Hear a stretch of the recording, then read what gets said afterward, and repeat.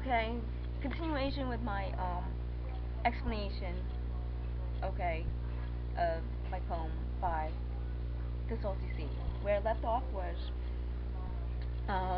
determined to gain your sight back, backed by the roaring Rye River and the ravishing Alaskan Sea. And I was giving you a description of the historical description of the ravishing Alaskan Sea, which is reference to the Bering Strait, and how the seafood industry came together, how it first started, and then and how it became what it is now through other acquisition and merging and everything. But I think the original people, or the original companies that started, were of European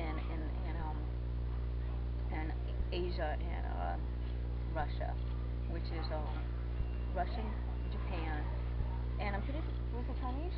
And the Chinese. Okay, back then, the original. Okay, that started the whole seafood industry, and then during the 1970s, I think. Okay, the crab, the crustacean, and the seafood, you know,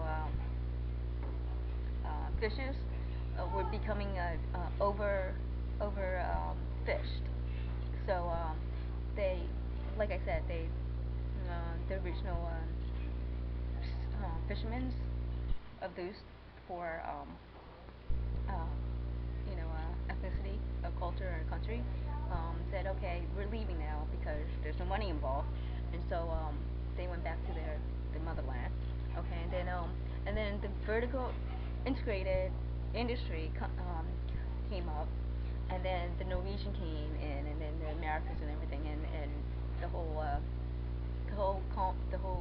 industry became totally different, like than the previous, the original, how it was before. So a lot of stuff happened. So the line that I told you about, that I wrote, was in reference to the historical facts about the seafood industry and the prehistoric, I guess, Bering Sea and Strait. Okay, in one line. I know it's a lot.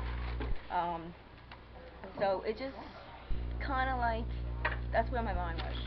It was trying to put everything, condensed into like one line. So the reference to it.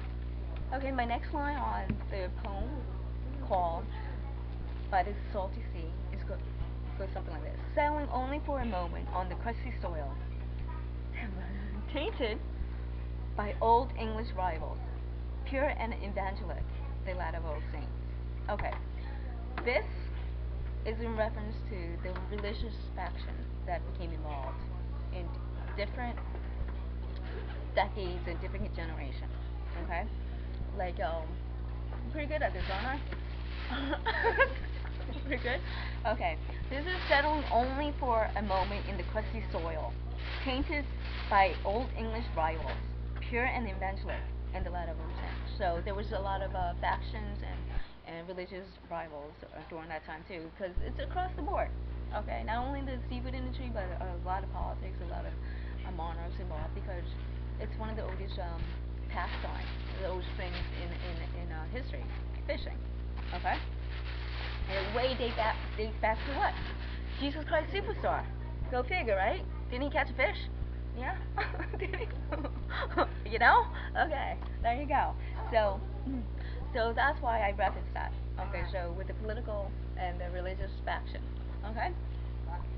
Okay, the next line is the land filled with Saudi men, bathing by the dock of the coasted bay. Okay, this is in reference to, okay, the seafood industry itself. It's filled with the good, the bad, and ugly, and Saudi men by the dock. Fishermen too, okay, who were tainted and corrupt too.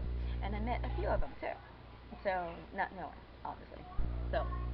So when I say Saudi men, Saudi means, they're a little, right? You know what I'm talking about, right? So that's the reference to like how I met a lot of different characters along the way. Okay, some good, some bad, and some shoddy. Okay? So in between the lines. Okay?